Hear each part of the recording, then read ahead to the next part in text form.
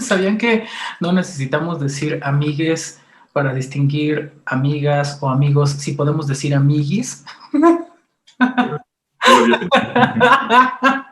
Ok, hola amiguis, ¿cómo están?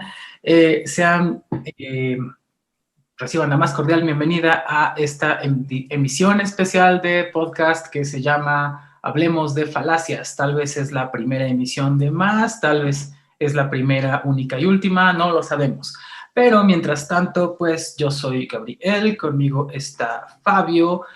Fabio fue el campeón más joven de las Olimpiadas en Lógica, es parte del seminario de bestias proposicionales y le gustan mucho los juegos de rol. Está el maestrísimo Rafael Peralta, que es parte de la Academia Mexicana de la Lógica, a veces a pesar suyo, fue coordinador de todas las cosas que tenían que pasar, un par de años con la Olimpiada de Lógica, además defendió recién su tesis donde no recuerdo si descalifica, sí, refuta la tesis de que existen las razas humanas, si eso es falso me lo dices, Rafa, por favor. Y además es profesor en el Instituto Agustiniano. Están Guillermo Long y Eric, que son estudiantes de licenciatura en filosofía, que son además miembros destacados del Seminario de Bestias Proposicionales. Y pues estoy yo que salgo en este canal de YouTube casi siempre, ¿no? Entonces, hoy vamos a hablar de falacias. No sé si les presenté adecuadamente o inadecuadamente, creo que lo hice adecuadamente, pero si alguien tiene algo que objetar o añadir o solo quiere saludar, pues hágalo, por favor, en este momento. Saludos. Gracias. A mí me gusta mucho como las credenciales de Guillermo y mías es como de, sí, bueno, están estudiando licenciatura. Bueno, Eric, no, pero no bueno, le echamos ganas. No me parecía amable decirle a toda la gente que pretendes acreditar 10 asignaturas este semestre, basándote en que lo hiciste así el semestre anterior, ¿verdad? No sé, no sé si querías que ventilara.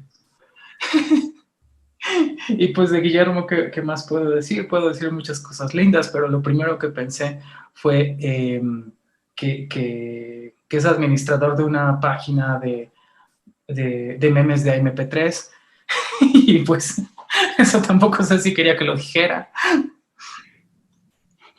Es una buena credencial. Como sea. Bueno, entonces vamos a empezar a hablar de falacias. Yo no diría que refute la tesis de que existen razas humanas exactamente, pero, o sea, sí me peleo con eso.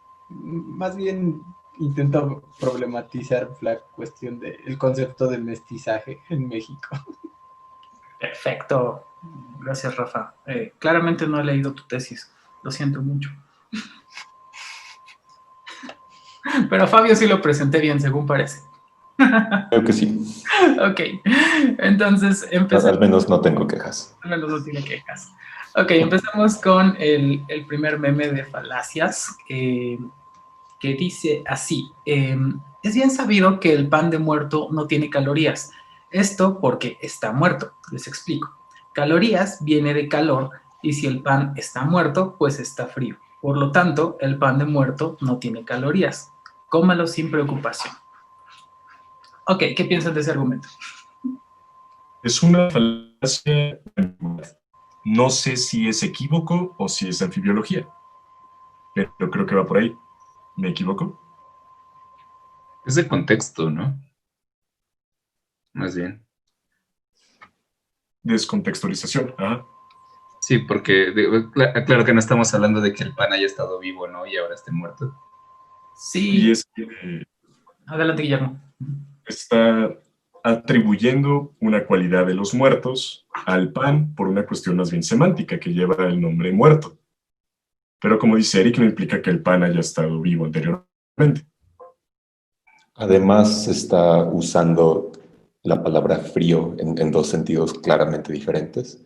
Uno es la cantidad de energía calórica que contiene un cuerpo, como lo puede considerar la física, y la otra es una expresión coloquial para referirse a un cadáver, en cuanto a que los cadáveres con respecto a las personas vivas suelen estar fríos. Aunque obviamente sea la misma palabra, también obviamente no es el mismo significado. Sí, lo que me gusta mucho es que es una muestra de que cuando las falacias se presentan en el contexto cotidiano, en realidad rara vez vienen solas.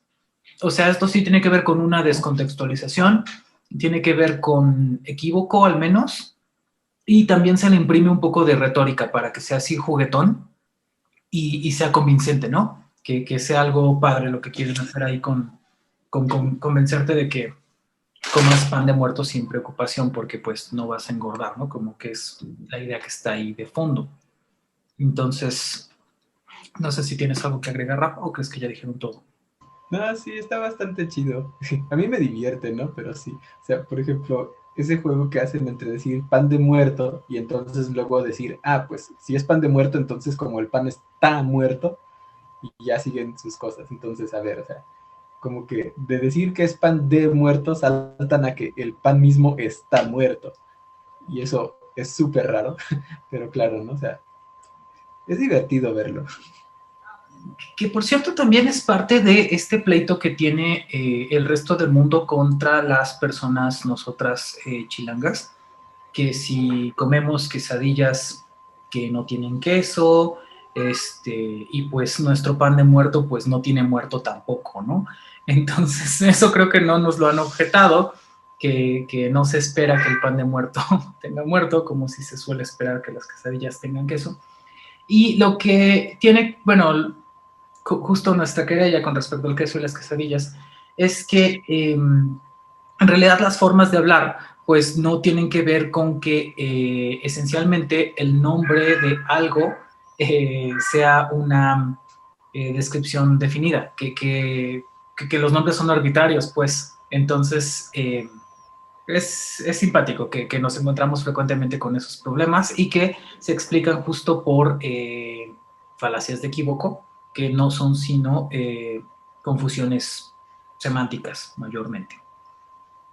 Pero sabes que también estaba pensando que cabría preguntarse si es posible hablar de una falacia de uso y mención, porque para nosotros es una cuestión muy pragmática decir pan de muerto, sabemos a qué nos referimos, porque creo que todos aquí hemos comido pan de muerto y sabemos de lo que se está hablando, pero quizá una persona que no está familiarizada con el folclore gastronómico mexicano no sepa adecuadamente que estamos hablando de un pan que, bueno, tiene ciertas características y todo, quizá pueda llegar a pensar, vaya, son salvajes que realmente hacen pan de una persona muerta, o no sé, posiblemente en el uso escrito será conveniente utilizar las comillas, ¿no? Que indican que, bueno, se trata de un nombre.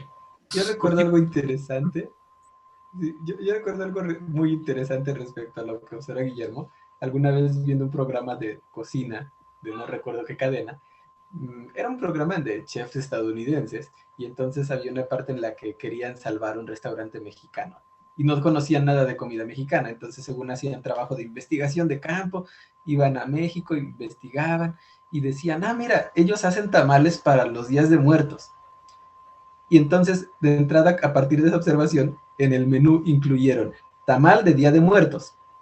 O sea, porque lo interpretaron como si fuera una comida como exclusiva de ese día, ¿no? Pero en segunda, hay un momento en el que cuando les preguntan a las personas cómo hacen el proceso, dicen, ah, sí, nosotros lo horneamos en tierra. Y cuando ellos escuchan esto, al momento de intentar reproducir la receta, se ve que nunca observaron el proceso porque le dicen a su ayudante que necesitamos que vayas por tierra para meterla al horno, porque esto se hornea con tierra. Pero además luego le preguntan al ayudante, bueno, ¿y de dónde sacaste tierra? Y dijo, pues del panteón. Y dice, ¿cómo que fuiste a un panteón por la tierra? Y dice, pues sí, ¿no? Está mal de muerto. Entonces, era tierra de muertos. Y sí, fue toda una idea, o sea, fue todo un show. Estuvo divertidísimo para nosotros, no sé, para ellos.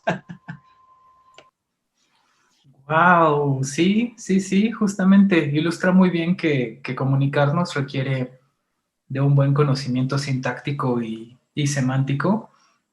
Y sí, sí, lo que dice Eric es cierto. tenemos muy la costumbre de que un nombre, pues ya nombra algo conocido, ¿no?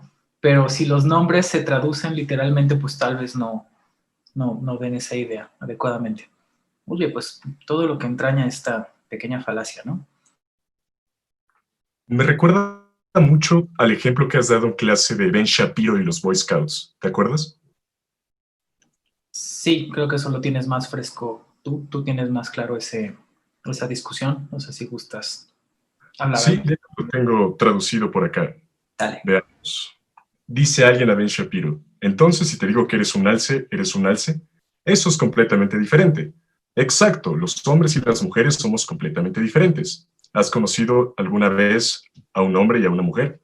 Se ríe el público de Ben Shapiro y dice: supongo que eres lo suficientemente joven como para no ofenderte si te hago una pregunta. ¿Cuántos años tienes? 22. Sí, ya sé lo que me vas a decir, que soy una ingenua, ¿verdad? No, te voy a preguntar por qué no tienes 60. ¿Que por qué no tienes 60? No le contesta. ¿Algún problema en decir que tienes 60 en lugar de 22? Es que la edad no es lo mismo que el género o el sexo. Vuelves a tener razón, la edad no es lo mismo que el género o el sexo, es algo significativamente menos importante. Y de la misma manera que no puedes cambiar de sexo. Ya desde aquí, el señor Ben Shapiro está interpretando el género como algo de carácter meramente semántico. Esto es importante para lo que va a decir a continuación.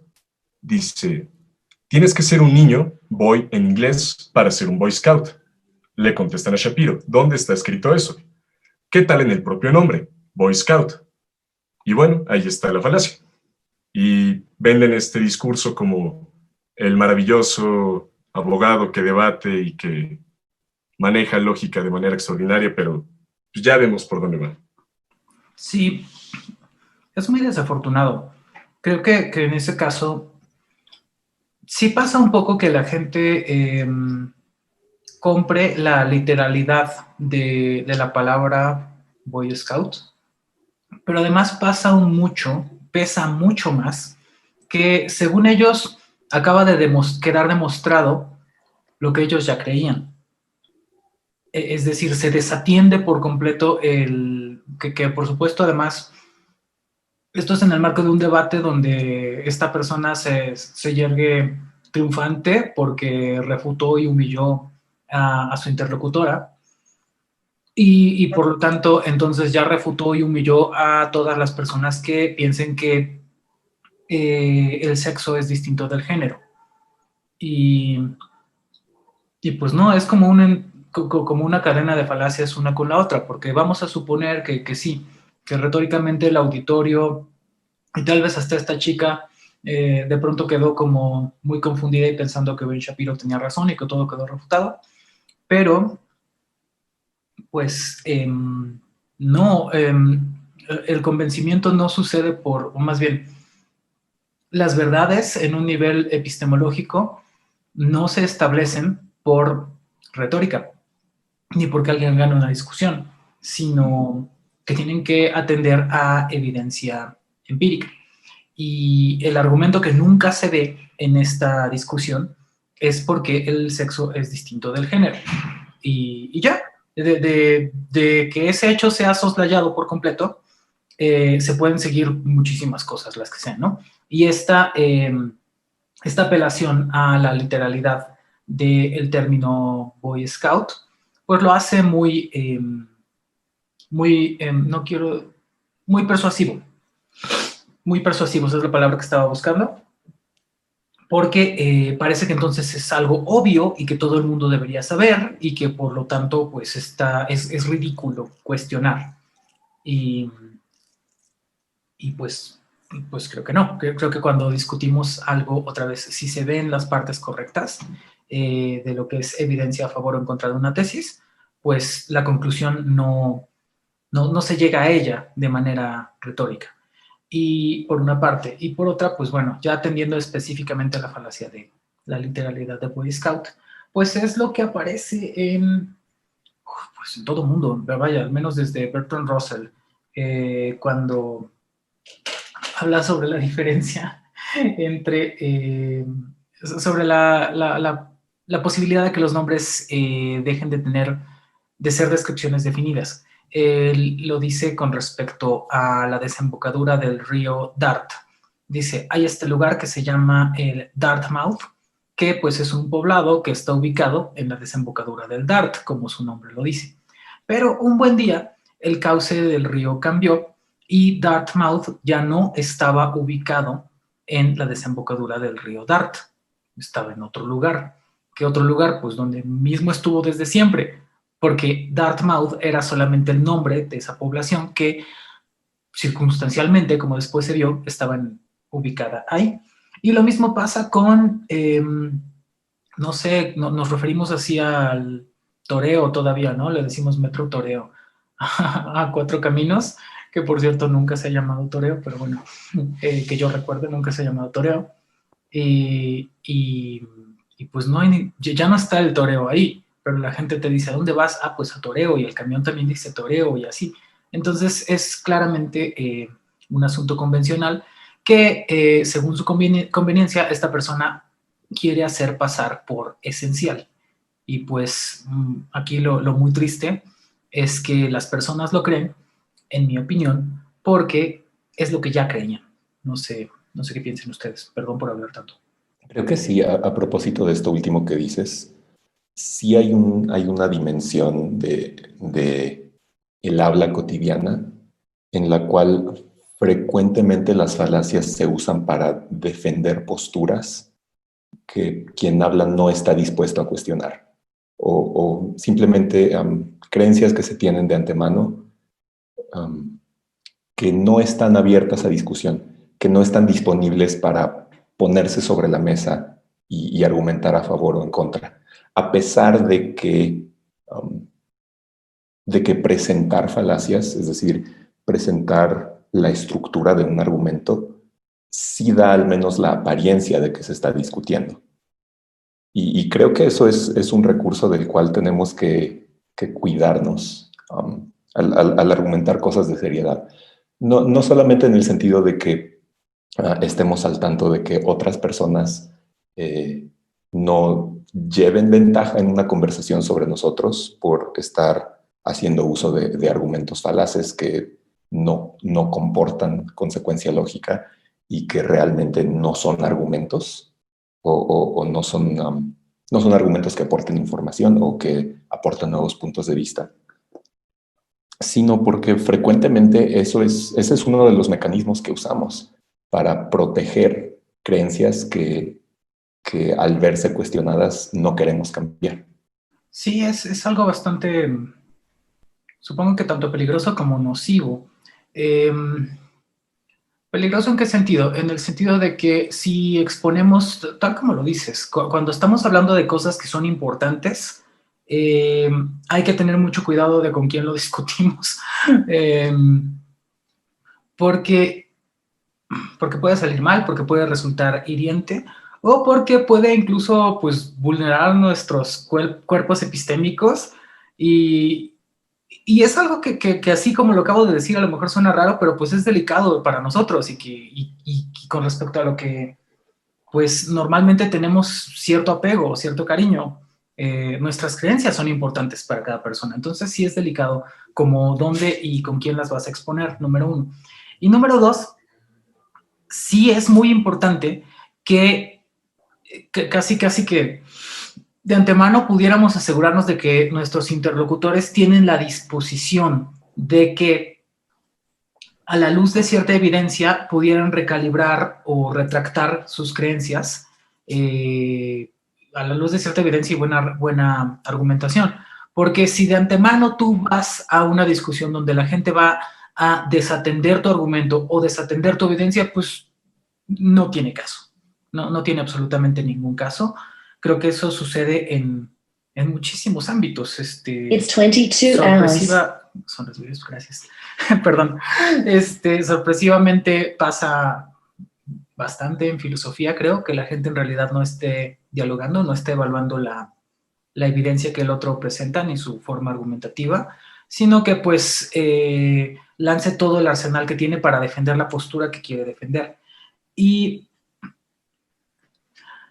Y esto es curioso porque, vamos a decirlo así, desde un punto de vista lógico, tal vez pensaríamos que siempre hay que defender la estructura lógica y la verdad de las premisas a ultranza, pero tal vez no.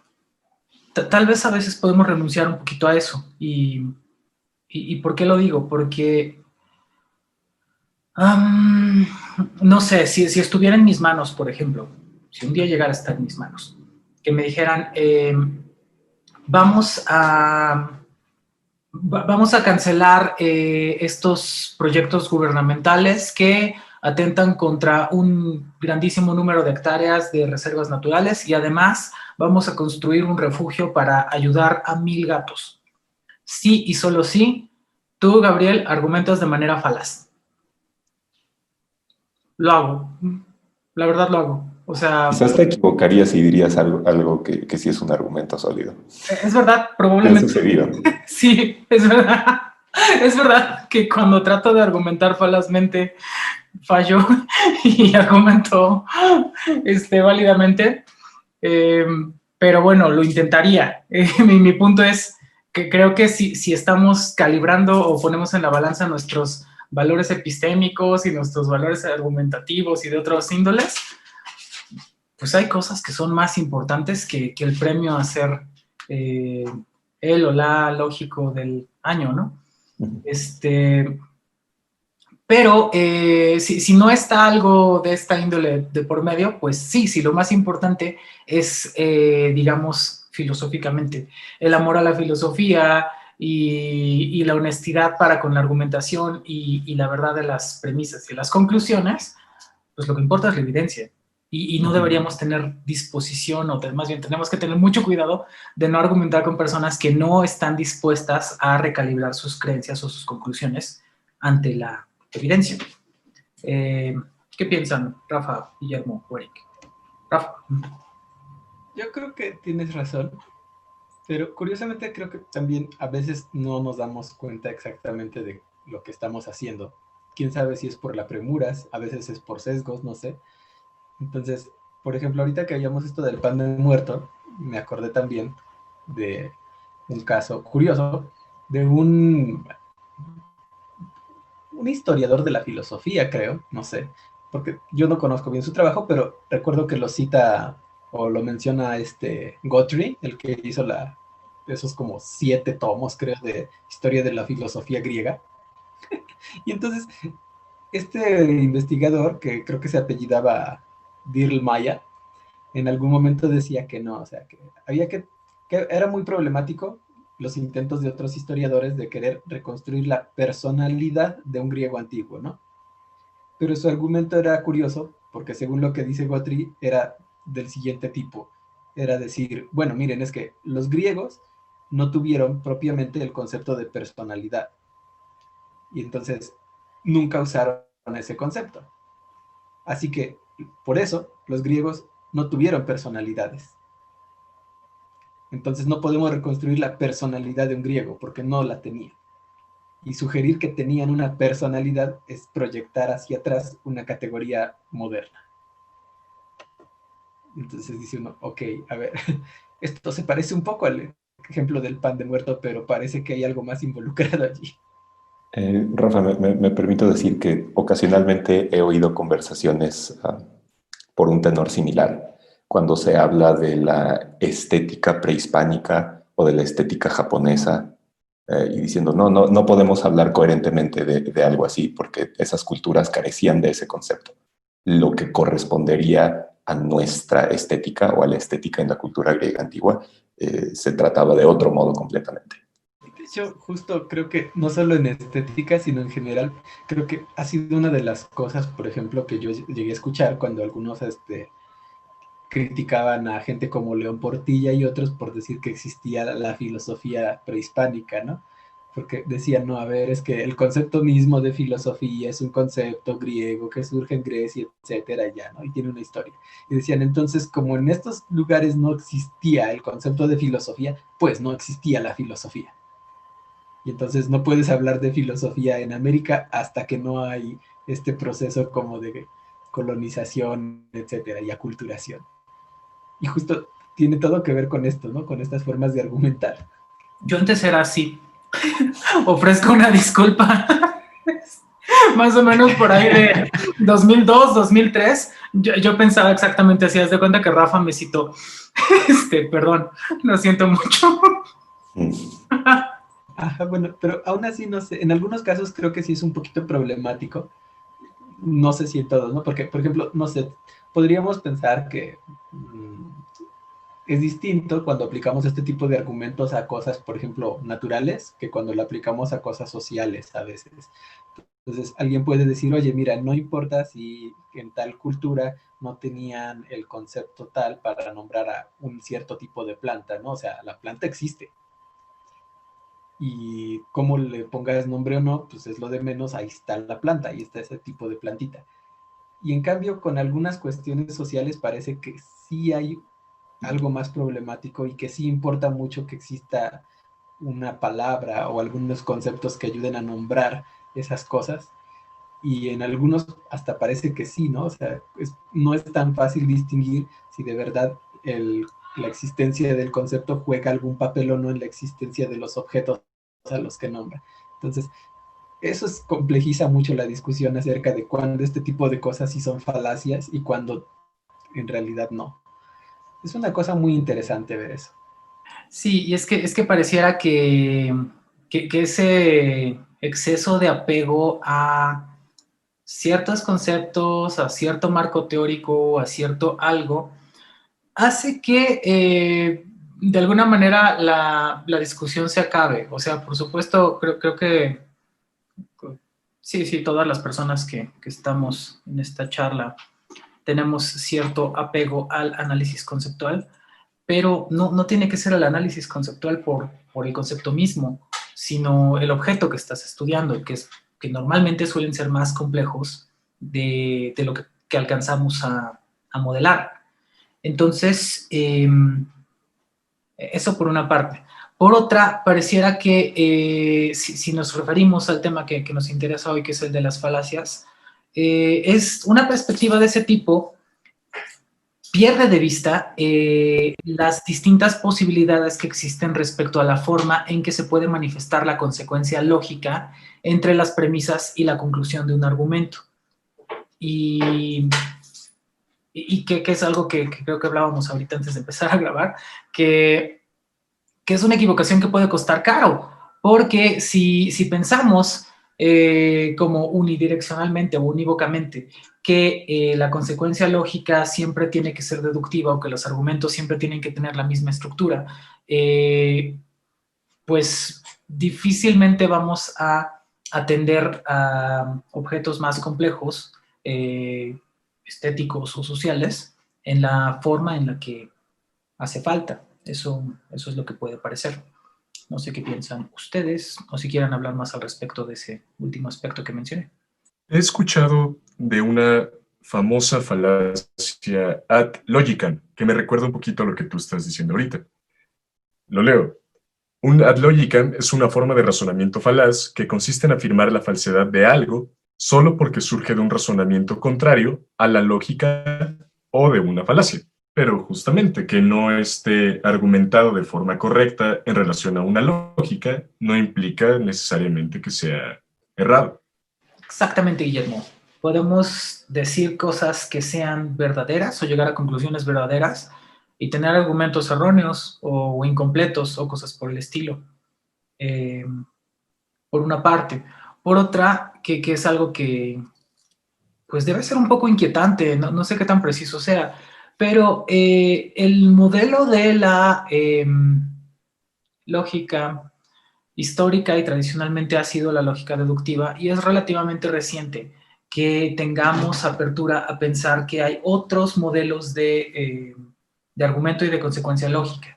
Esto tendría como consecuencia que muchos, si no todos, los argumentos de la ciencia empírica serían falaces, porque no son deductivos, porque la ciencia empírica procede normalmente inductivamente. Entonces, esa idea del lógico que comete estas falacias ad logicam es como un jalón de orejas para el propio lógico que dice, mira, sí, está bien que te fijes que las cosas tengan una relación de consecuencia lógica estándar, pero es erróneo que todo lo quieras meter en unas casillas como que muy, muy rígidas y desconozcas el contexto de lo que estás hablando. Creo que va por ahí.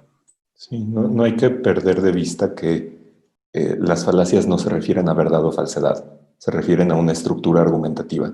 Podemos decir cosas verdaderas, cosas muy deseables y respaldarlas con las falacias más crasas e inadmisibles. Y por el contrario, podemos tener argumentos lógicos perfectos y pulcros que sin embargo estén defendiendo barbaridades. Exactamente.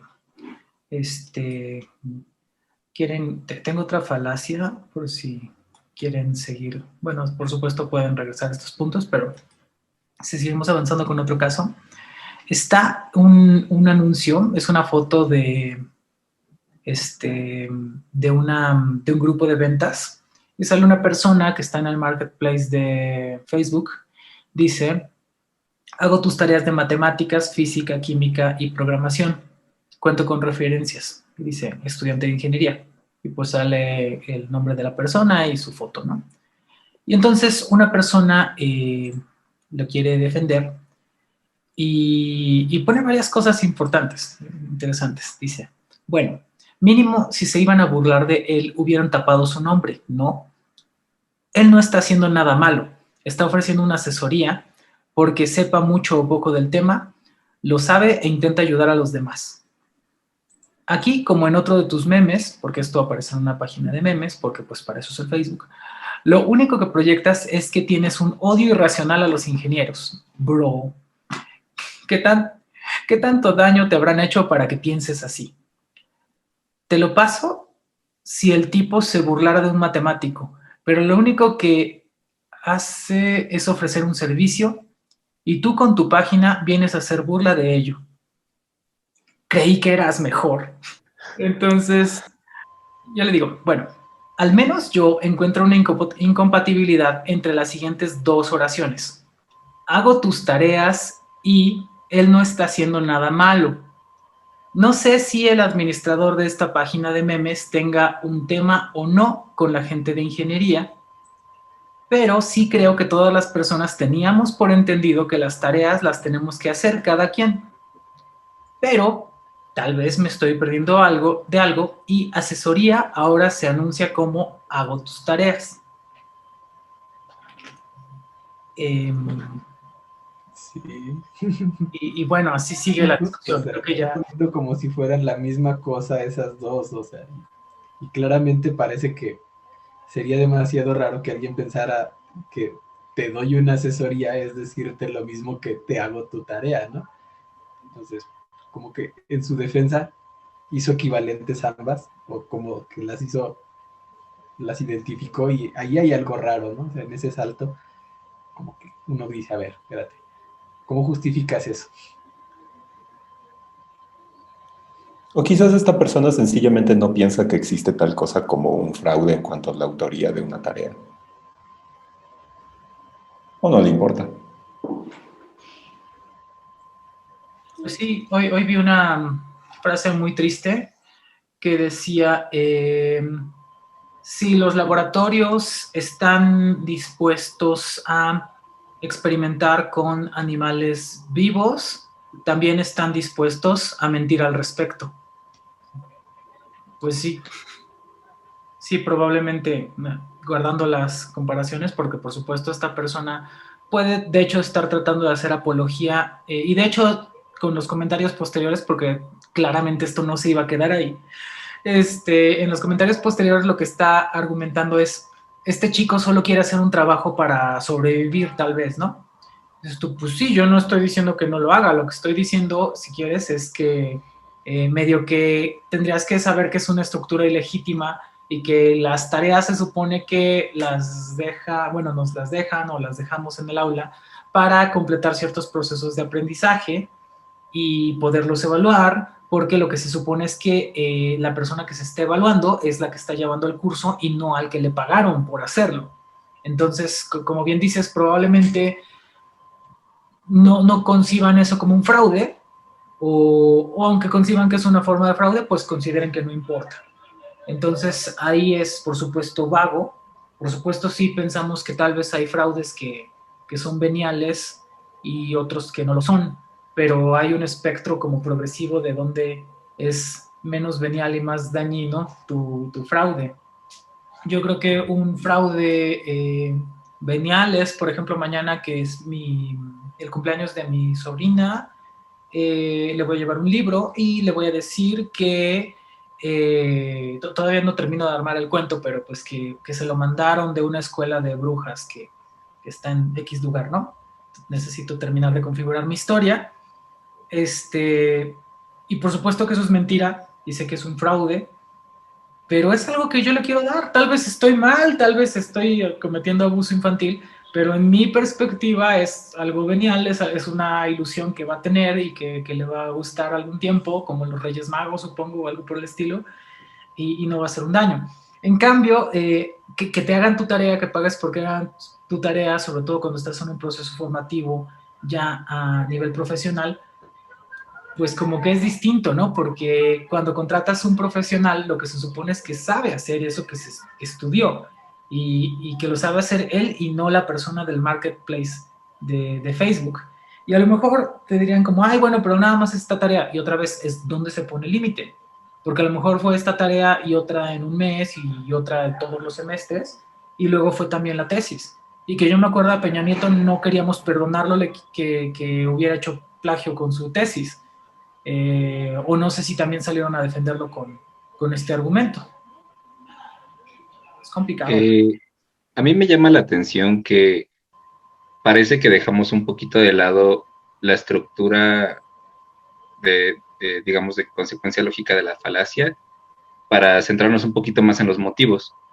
Y esto me resuena con lo que hablabas hace un rato, ¿no? O sea, si a ti te dijeran, oye, Gabriel, argumenta falazmente o habla de manera falaz y entonces se van a salvar no sé cuántos espacios protegidos y los gatitos de la calle, ¿no? Y entonces pareciera que, como dices, no tenemos un motivo válido para utilizar una falacia, aunque habría quien pudiese decir, ¿sabes qué? Ese sigue siendo un motivo o una razón egoísta y sigue sin ser algo loable, ¿no? Sin embargo, yo creo que las falacias no solamente corresponden a motivos propiamente erísticos, sino que creo que también puede tratarse de equivocaciones. Es decir, podemos pensar o podemos tratar de cavilar si esta persona está defendiendo a el güey que hace las tareas porque a lo mejor es su hermano o es su primo o algo así, pero podemos pensar que independientemente de eso, su argumento es equivocado, su argumento es falaz, y no necesariamente viene de una... no necesariamente está satisfaciendo un motivo o un deseo egoísta o poco loable o poco leal, o como lo queramos llamar, sino que puede venir desde, o sea, el argumento en sí mismo, la estructura de la argumentación puede venir directamente desde la ignorancia. Y ahí es de donde, eso es lo que quisiera que conversáramos ahora, ¿no? Cuando las falacias no vienen desde un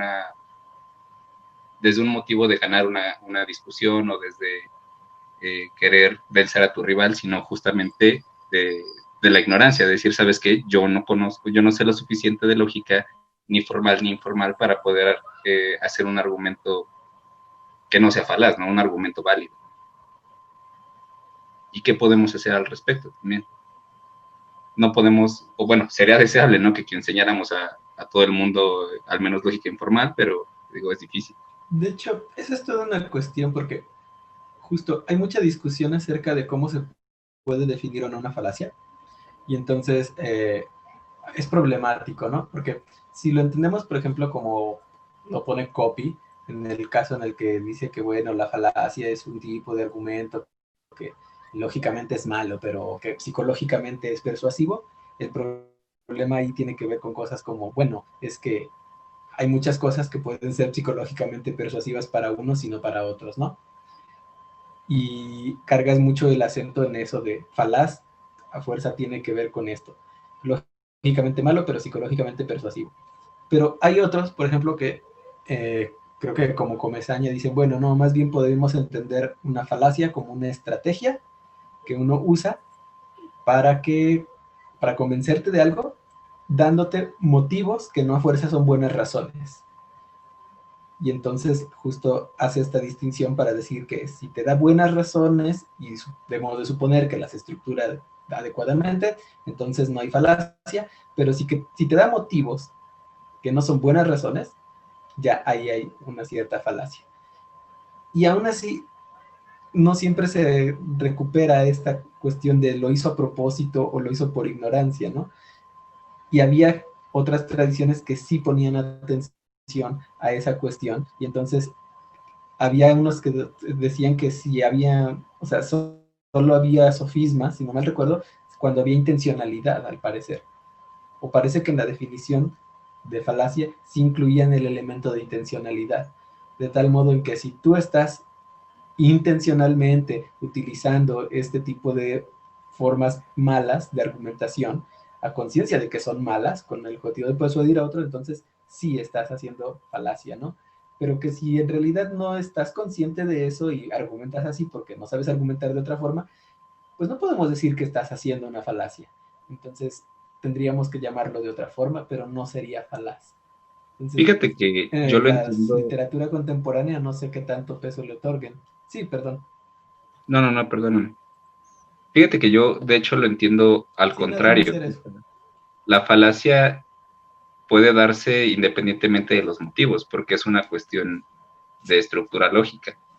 Pero cuando estamos utilizándolo de una manera, como dices, persuasiva o ya retórica, entonces se trataría como ya más bien de erística, quizá, ¿no?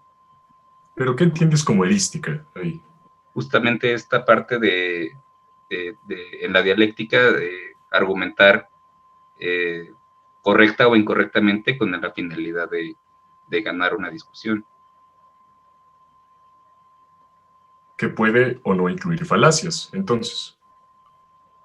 Sí. Porque, digamos, y retomando un poco lo que decía Gabriel de Rosel, el referente del que estamos hablando aquí son los razonamientos lógicamente incorrectos, independientemente del nombre que le pongamos en relación a la intencionalidad, pero es ese. ¿No es así? Sí. Ok. Porque, bueno, no sé, en lo que mencionas, creo que suscribes un poco esta diferencia entre equivocarse y mentir, donde el referente del que estamos hablando es algo que no es en relación a la verdad, pero que puede ser así por diferentes razones, pero eventualmente estamos hablando de lo mismo. Sí y no, porque de alguna manera creo que también se relaciona con lo que dijo Fabio. O sea, puedes estar defendiendo un argumento muy loable, pero de manera incorrecta, y eso no dejará de ser una falacia. Sin embargo, cuando tienes malas intenciones, digamos, intenciones que falten a esta idea que Gabriel puso en la mesa, ¿no? De el amor a la filosofía y a la sabiduría y al conocimiento, no importa si... O sea, la cuestión es que no importa si la falacia se da por uno u otro motivo, la falacia ahí está. Pero cuando las intenciones son persuadir o engañar, entonces, además de que es una falacia, es erístico. A menos que lo esté entendiendo mal. No sé qué es lo que piensen ustedes. Quizás es menos importante atribuirles palabras específicas que, de hecho, estar conscientes de que hay una diferencia. Es decir, sí, nos queda claro que a veces producimos argumentos que defiendan ciertas ideas y los argumentos no son sólidos. Se le pueden hacer objeciones o la estructura está hueca, está podrida lógicamente, a pesar de que estemos defendiendo cosas loables. Y a veces sucede que sí, alguien quiere engañar o quiere presentar como verdadero algo que es falso y usa como recurso los argumentos, estructuras que tienen apariencia de argumentos sólidos y sin embargo no lo son. Eric, que hay, bueno, y todos, pero específicamente Eric que nos trajo este tema, hay una distinción que no es canónica, pero que al menos a mí me ayudó mucho a poner las cosas en su lugar, que espero que ayude. Una es, bueno, que creo que ya lo mencionaba Fabio, una cosa es la verdad y es distinta de la validez. La verdad la predicamos de juicios o proposiciones que pueden estar dentro de las premisas o en la conclusión de un argumento. La validez se refiere a la estructura del argumento, a la relación que hay entre esas premisas y esa conclusión. Entonces, ¿de qué depende que una juicio o una proposición sea verdadera o falsa? Pues de la evidencia que le sea atinente. Y ya, si hay buena evidencia para que algo nosotros decidamos conferirle el estatus de verdadero, pues entonces lo hacemos. Si hay evidencia en contra o evidencia muy débil, pues entonces no lo hacemos, decimos que eso es falso. Y luego está la estructura que es válida o inválida, ¿no? Que es otra vez esta cuestión de si de las premisas se sigue la conclusión, eso es consecuencia lógica. Luego, aparte de esos dos factores, verdad y validez, está la intencionalidad de la gente. Y entonces ahí es lo que podemos distinguir, es la falacia del sofisma. Así es como, al menos, insisto, tal vez no es canónico, pero es como yo lo pude discurrir. Pues una falacia pasa por muchas razones, porque juzgamos y llegamos a una conclusión apresuradamente, porque teníamos muchos agobios y muchas cosas que nublaban nuestro juicio, porque teníamos impericia al momento de llegar a una conclusión y pues inferimos lo que inferimos, ¿no? Y estábamos mal. Y además, cuando se analiza nuestro argumento en extenso, cuando se dice, mira, están estas premisas y está esta conclusión y esta conclusión es una burrada y no se sigue de esas premisas, dices, ok, bueno, entonces sucedió la falacia tal vez. Y andábamos por ahí repitiendo la falacia. Pero cuando de manera deliberada nosotros decimos, mira, esta premisa es falsa, la única forma, o esta conclusión es falsa, lo que sea, la única forma que existe en la que yo puedo defender algo que es falso es utilizando una de estas dos cosas, o las dos. O diciendo más mentiras o más falsedades, o argumentando falazmente. No hay otra forma para defender una falsedad. Por supuesto, la gente más ingeniosa a sus argumentos falaces les mete también premisas verdaderas, como para destantear, ¿no? Pero el hecho es, una falsedad la vas a defender o por repetición, o echándole más falsedades, o con argumentos inválidos. No hay otra forma. Entonces, el sofista, aquí muy helénicamente, el sofista sabe eso. El sofista no se equivoca cuando argumenta falazmente, sabe perfectamente lo que está haciendo, sabe en qué momento dar el golpe retórico, sabe con qué distraer a la otra persona del objeto al que le tendría que estar prestando atención. Y creo que todos estos factores juntos hacen una diferencia con respecto a cómo evaluamos nuestras prácticas argumentativas. Ser falaz, pues sí, ¿no? A cualquiera le pasa, por lo que sea. Como dije hace rato, ¿no? Como yo en 2003, pensando que no, que era erróneo hablar de filosofía náhuatl y que por lo tanto eso no existía.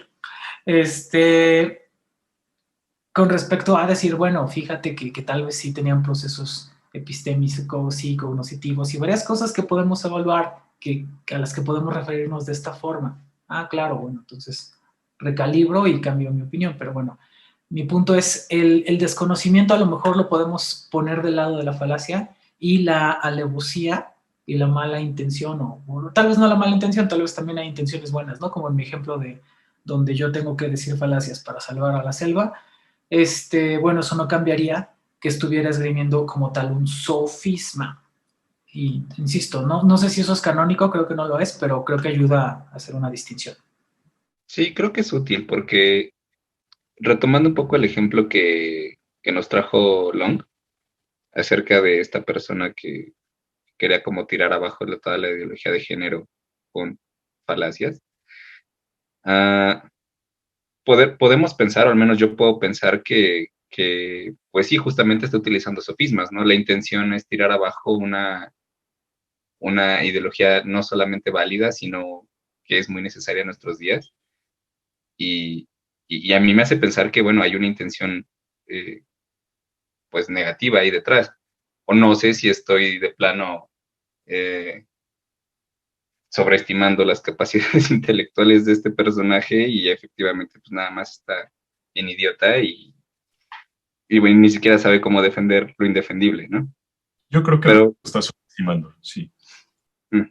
Y de todos modos creo que es útil distinguirlo, sobre todo ahora que tan efusivamente estuvimos hablando acerca de los motivos que llevan a una persona a cometer una falacia. Sí. Ok, no sé si quieren continuar con otra falacia, tal vez podamos ver un par todavía antes de que terminemos hoy. Oye, escuché que estaban hablando de Freud cuando llegué. Adelante, dale con Freud. A relación de esto, tengo una de Jung, al lado del mismo señor. Me dicen cuál es. Es un ejemplo clarísimo porque está explicando la falacia y al mismo tiempo lo está usando. Todo esto inintencionalmente. Dice Jung que en consideraciones teóricas acerca de la esencia de lo psíquico, para que una opinión sea válida, ha de contar con la aceptación de la inmensa mayoría, independientemente de los argumentos que aduzca en su defensa. Es válido y verdadero aquello en lo que creen muchos, ya que confirma la igualdad de todos.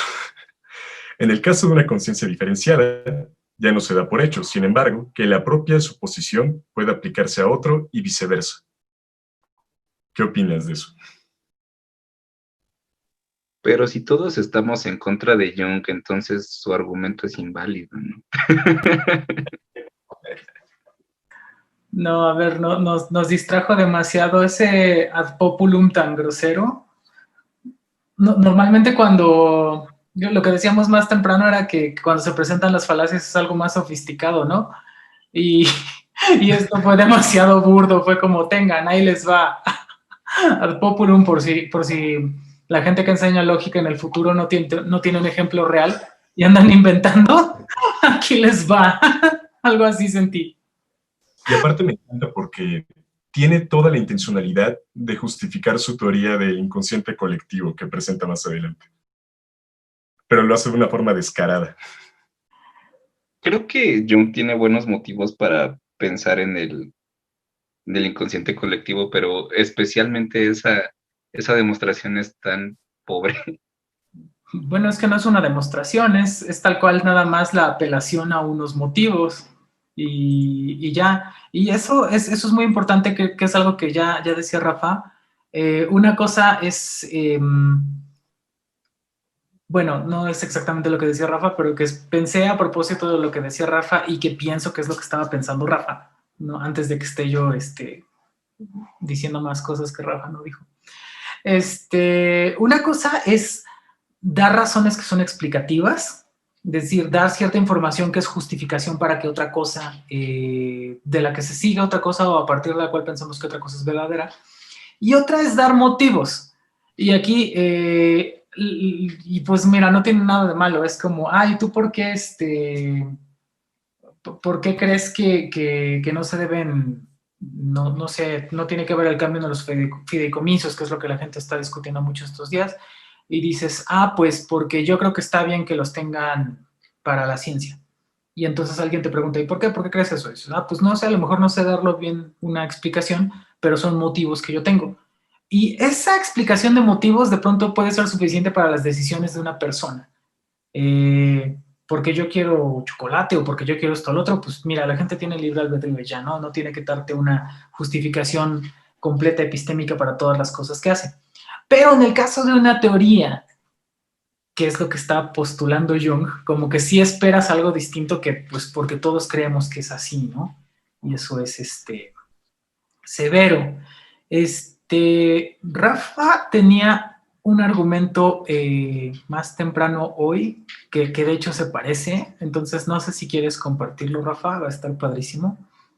Lo encontré en una columna de un periódico y ven que, bueno, la pandemia ha dado para muchos temas. Entonces, uno de ellos, supongo que recuerdan, fue la discusión acerca de los criterios para asignar recursos, o bueno, para asignar atención médica, ¿no? O para decidir a quién se le debía priorizar al momento de otorgar atención médica, al momento de que pues se pudiera llegar a saturar los hospitales o de que pudiera estar como muy fea la cosa, y entonces tienes que decidir, por ejemplo, si te llegan 2 personas, a quién le puedes dar la atención y a quién no, en caso de que no tenga recursos suficientes para atenderlos a los 2. Entonces, en este caso se trata de una columna que trata sobre esos temas, y entonces empieza justo a decir que pues no está chida la guía de atención o la guía que salió en el momento, una guía que se propuso que causó mucha discusión. Y entonces pues dice que el objetivo de esta guía claramente es que se debe salvar el mayor número de vidas, cueste lo que cueste. Y ya después dice, bueno, pues de acuerdo con su reconstrucción, dice que cada paciente tendría que ser evaluado, de acuerdo con la guía, según un sistema de puntos que calcula sus posibilidades de recuperación después del tratamiento, y de acuerdo con los puntos asignados se le daría la atención. Entonces, él reconstruye de esa manera lo que dice la guía, y después avienta esto y dice, estimado lector, ¿piensa usted que esa es la regla que deben instrumentar los hospitales públicos durante el pico de la pandemia cuando los recursos sean insuficientes? Replanteo la pregunta. ¿Piensa usted que es la manera correcta de actuar? Insisto, no pregunto si es la medida más eficiente. No, lo que pregunto es si es la más moral, la que se ajusta mejor a nuestro concepto del bien. No sé cuál sea su respuesta. Nadie nos ha preguntado qué pensamos. Un grupito de especialistas quiere imponer esta regla que decide entre la vida y la muerte a todos los mexicanos, a usted y a mí. ¿Es eso de democrático? ¿Es ético siquiera? Quienes defienden la guía sostienen que es mejor tener un criterio que no tener ninguno. No estoy de acuerdo. Es mejor no tener ningún criterio que tener uno inhumano. Entonces, bueno, no sé qué opinen ustedes acerca de esto, pero justo a mí me parece que hay una parte allí en la que, más que dar como muchas razones, o más que dar razones acerca de su punto, pues empieza a apelar a los sentimientos del público al que se está dirigiendo, y utiliza eso para descalificar la guía. Fíjate, Rafa, que esa forma de argumentar nos la trató de aplicar Enrique Peña Nieto cuando nos dijo, ¿qué hubieran hecho ustedes?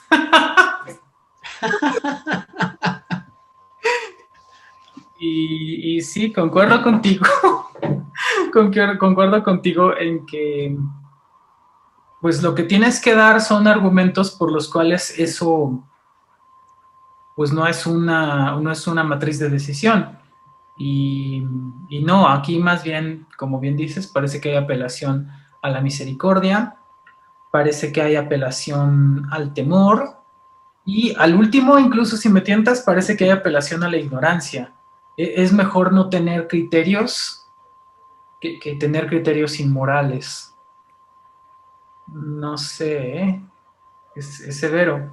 Porque, pues mira, por supuesto que a nadie nos gustaría, sobre todo que alguien de nuestros seres queridos esté en una situación donde le digan, hay otra vida que consiguió un puntaje mayor que la tuya y vas a morir, ¿no? A nadie le gustaría eso. Pero el hecho es que es una decisión que tienen que tomar pues, cierto grupo de personas, y que esas personas tienen una responsabilidad, y que tienen una responsabilidad por la cual van a tener que dar cuenta posteriormente.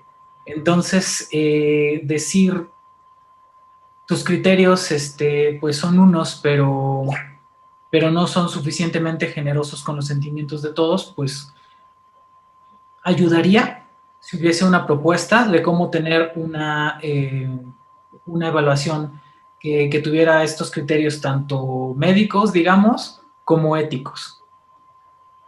Eso es hacer una crítica útil. Lo otro es argumentar falazmente y no proponer. Las dos cosas, me parece. Y mira, por la falacia, como ya dijimos hace rato, ok, las perdonamos, pues no importa. Aquí lo que estamos tratando es de hacer un conocimiento constructivo. Pero aquí no hay esa parte constructiva. No hay esa propuesta de esto es lo que se tiene que hacer éticamente. nada más es no hagas esto y ya, pero es muy cómodo hacer eso cuando la responsabilidad no es tuya y eso también es severo, ¿no? Y además, una cosa interesante es esta apelación a esta pregunta de, bueno, ¿ustedes creen que, o sea, le pregunta al lector, ¿no? O sea, si ustedes creen que es el criterio que se ajusta mejor a nuestro concepto del bien. Y entonces está apelando a que hay algo así como un concepto del bien que está compartido por todos sus lectores o por lo menos por un buen número. Y además está asumiendo que el concepto de bien que tienen en común pues va a rechazar en automático ese criterio, ¿no? Y todas esas cosas son cosas demasiado fuertes como para ser asumidas sin más. Y uno esperaría que en todo caso, pues diera alguna que otra razón para pensar que todo eso de hecho existe o que todo eso de hecho se va a dar, ¿no? Y es preocupante porque entonces como que refrendaría, fíjate, esa creencia es como, todos mis lectores comparten mi concepto de bien. Entonces, desde ahí yo sé que no van a estar en desacuerdo conmigo con respecto a que esta medida está mal, y a lo mejor trae varias implicaturas, ¿no? Como, y entre mis lectores no hay gente mala, no hay sicarios, no hay gente de moral cuestionable, no hay, no hay estos filósofos analíticos depravados, no sé, no hay gente así. Guillermo, creo que seguramente aquí ya viste las semejanzas que hay con el argumento de Jung. No sé si quieres elaborar eso. Creo que estaría padre escucharlo. ¿Sabes qué me llamó mucho la atención? Lo de la democracia. ¿Les parece que esto es democrático? Supongo que es una forma de ad populum, pero casi podríamos plantear una nueva falacia ahí. Que algo sea bueno solo porque es democrático. No sé, ad democratiam o qué nombre les gusta. Pero aparte, Platón nos enseñó que eso estaba mal como 350 años antes de Cristo, entonces no sé por qué siguen argumentando de esa manera. Sí. La democracia mató a Sócrates. Muy cierto. No me acuerdo, no sé si este es un fenómeno de... ¿cómo se llama este fenómeno de cuando las personas creemos algo que en realidad no sucedió? ¿El efecto Mandela? Mandela, gracias. Estaba yo a nada de decir, como cuando creíamos que Mandela había muerto, pero no era cierto. Ok. No sé si esto sucedió, pero yo tengo la idea de que cuando en mi infancia en la televisión pasaban unos spots donde hablaban de que la democracia era un valor y había que defenderlo. Quiero pensar que era falso, pero eso es algo que me atormentó por mucho tiempo, porque era como, no, claro que no. Si todos estamos de acuerdo en cosas erróneas, como es la mayoría de las veces el caso, pues vamos a tomar decisiones horribles y va a haber poco escrutinio de la razón o la evidencia porque todos estuvimos de acuerdo y eso está fatal. Y sí, sería como la falacia democratiam o algo así. Básicamente de cualquier cosa que esté justificada, que no tenga una consecuencia, cualquier argumento que no esté al amparo de una relación de consecuencia lógica legítima puede sacar una falacia. De hecho, hace algunos años yo escribí unos artículos ahí que tal vez ya no vea yo con tan buenos ojos, pero donde postulaba al menos un par de falacias, ¿no? A ver si me acuerdo ahorita cómo iba el asunto y les platico. No sé si quieres decir algo a este respecto, Rafa, siguiendo ese mismo hilo. No, a este respecto en especial creo que no, pero además, justo, este último ejemplo creo que da para mucho, ¿no? Porque además, junto a esto de la apelación a que como no es democrático, pues ¿qué onda? Tenemos esa parte que dice, un grupito de especialistas quiere imponer esta regla. Y entonces es raro porque reconoce que son especialistas, pero al mismo tiempo está descalificando su intento de proponer una guía para la asignación de recursos hospitalarios. Y sustituye eso por su apelación a eso de, pues parece que esto va contra nuestro concepto del bien. Entonces como que, a ver, o sea, es una forma rara de tratar a los especialistas. Y fíjate que tiene la forma, al menos, de la falacia de apelación a la autoridad por minoría selecta. Literalmente, un grupito de especialistas está diciendo esto, y como es un grupito de especialistas y no comulga con nuestro concepto de bien, entonces está mal. y dices, no, espérate, estás desatendiendo las razones por las cuales el grupito de especialistas dice esto.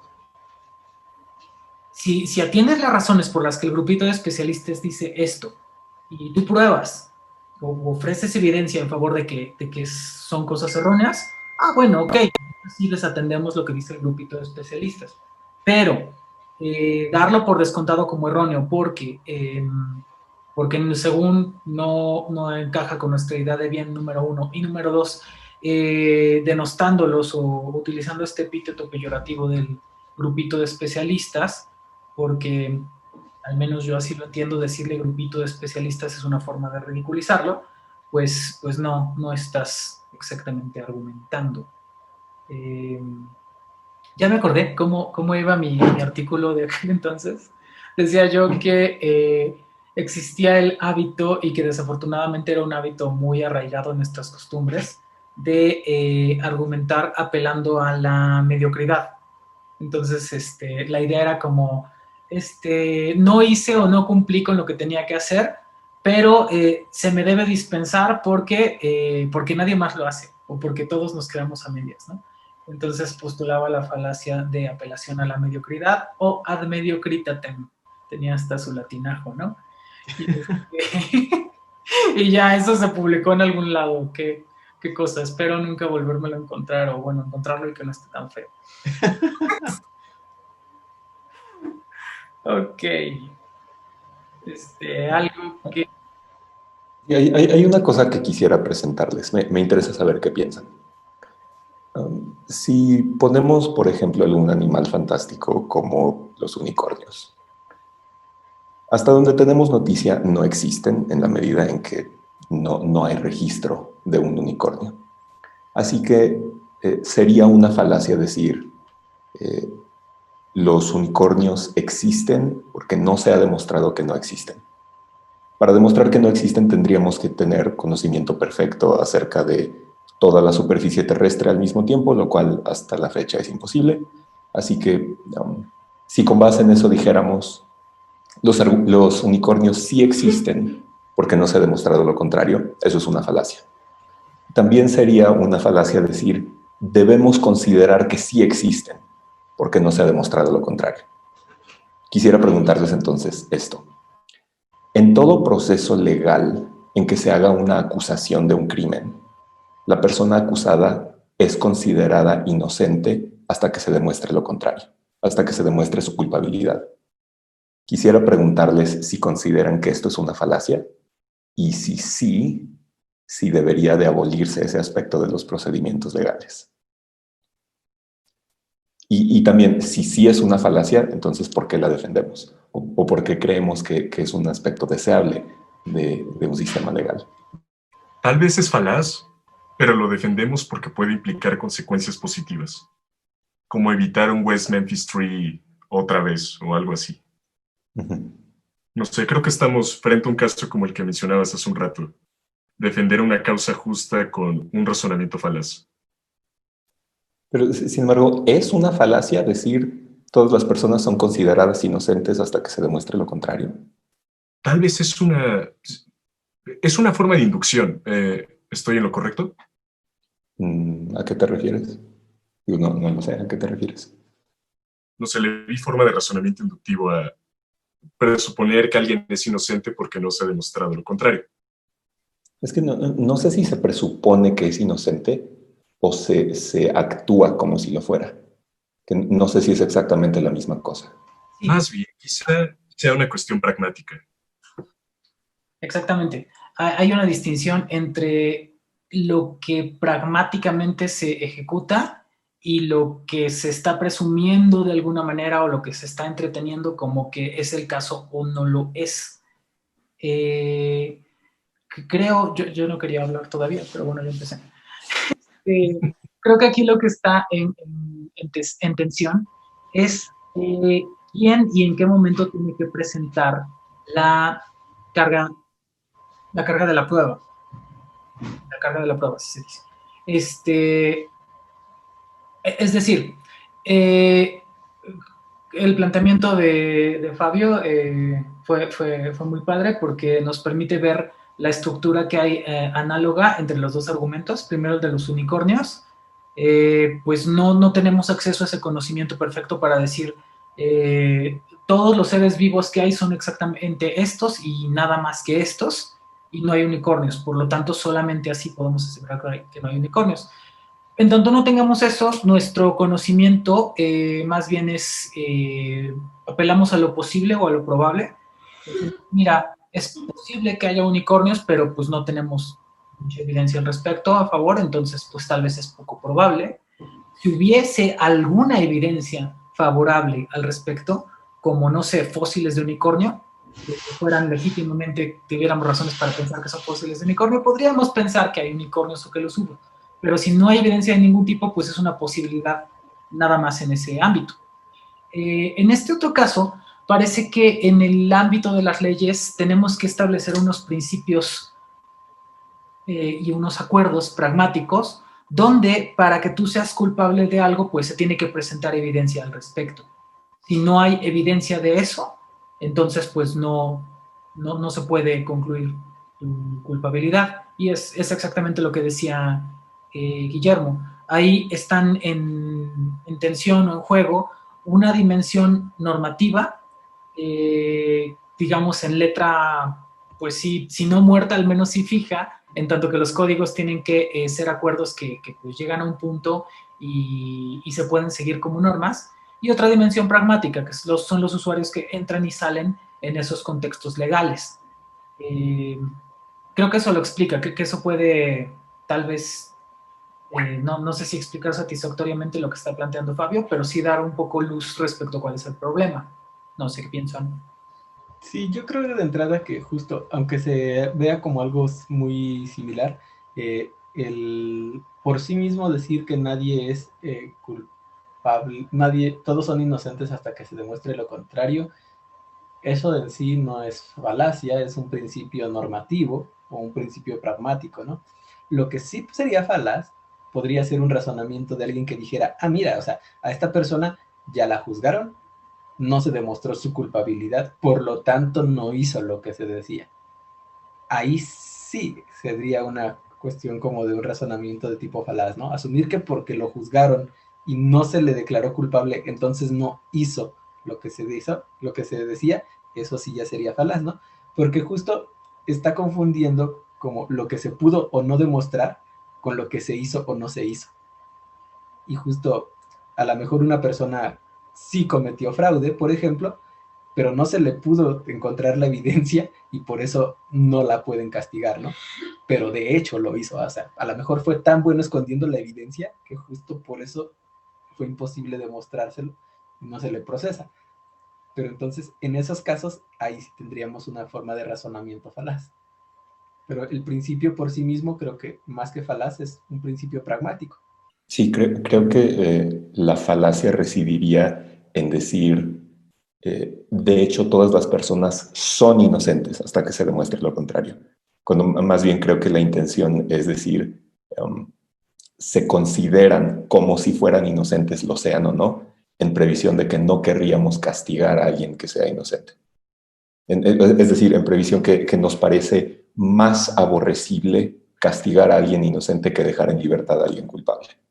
Y entonces sí, creo, bueno, al menos esa es la solución que yo le he dado internamente, que sí, es una consideración pragmática y la falacia sí sería decir, es inocente hasta que se demuestre lo contrario, en vez de decir, se lo considera inocente.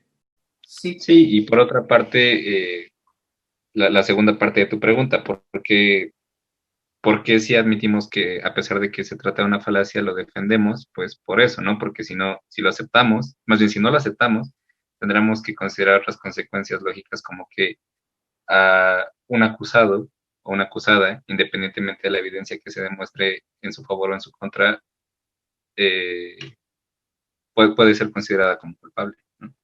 Exactamente. Bien, pues salvo que haya alguna otra falacia de la que quieran hablar, que se mueran porque analicemos, creo que podemos ir dándole cierre a esto. Ahí, Rafa, ¿quiere decirnos algo? Adelante. Una muy pequeñita. Una muy pequeñita porque es una que se discute un montón luego bueno, cada vez que se va a conformar la selección mexicana de fútbol y otro tipo de equipos de ese estilo. Yo pero no sé, a ver qué ustedes fueron seleccionadas por el técnico en turno, porque dicen, es que fulano no debería estar allí porque no es el que está jugando mejor esa posición en este momento. Y cosas así. Y entonces el supuesto de fondo, en general, parece ser que a la selección representativa solo tienen que ir, no sé, el mejor jugador de cada posición, con la idea de que esa es la manera en que se conforma el mejor equipo posible. Y entonces uno lo ve así y dice, bueno, o sea, la idea es, si yo pongo a los mejores delanteros y a los mejores defensas, etcétera, etcétera, al final voy a tener el mejor equipo posible que pueda yo armar. Y como que hay algo raro allí. Sí, lo que hace ese argumento es que desconoce el tipo de funcionamiento que puede tener un equipo y que cada pieza, en este caso cada jugador, no es algo que vaya a encajar en cualquier equipo. De pronto tienes, no sé, un mediocampista que funciona muy bien en una formación, por decir cualquiera, que funciona muy bien en un 4-4-2, pero por sus características no se ajusta a un 3-5-2 o le implica demasiado desgaste o lo que quieras. No todas las posiciones son exactamente intercambiables y pareciera que como técnico nacional lo que tienes que hacer es ver qué jugadores van a funcionar mejor como equipo, no como individuos, porque tal vez entre ellos no se van a entender, aunque de hecho pudieran tener mejores características que otros en una posición semejante. No sé si eso es lo que estás pensando, Rafa. Sí, y además de que se trata de una falacia de extensión de lo particular a lo universal. Como todas las partes son buenas, entonces el conjunto, bueno, como todas las partes son las mejores en lo que hacen, el conjunto tendría que ser también el mejor funcionando. Y eso no opera, ¿no? Sí, exactamente, creo que eso es muy preciso. Sí, está bien bueno. Estaría bien chido luego hacer un tipo de cosas así, como justo buscando las falacias que aparecen en programas de estos de chismes y deportivos y demás, porque uno encuentra cada cosa en esos programas que de veras se ríe un buen rato. Pues sí, tal vez podemos hacer más episodios de este nuevo podcast o blog o lo que sea de Hablemos de Falacias. Ha sido divertido, no sé si será útil o divertido para más personas, pero a mí me ha divertido bastante y se los agradezco mucho. Pues vamos a terminar por hoy. Ya va más de una hora, creo que ya es suficiente para nuestra pobre audiencia, para quienes hayan llegado hasta aquí. No sé si hay algo más que quieran agregar. Fabio, Guillermo, Eric, Rafa. O solo despedirse. Bye. Fabio se despide. Rafa se despide. Bye, bye. Bye, Eric. Bye, Guillermo. Gracias por invitarme. No, gracias a ti por venir. Y bueno, gracias a todos ustedes, gracias a Fabio, Rafa, Guillermo y Eric por esto. Espero que haya sido divertido también para ustedes y espero que sea de utilidad para las personas que lleguen a verlo. Y pues nada, entonces llegamos al final de la emisión. Muchas gracias, cuídense mucho. Bye. Bye, cuídense.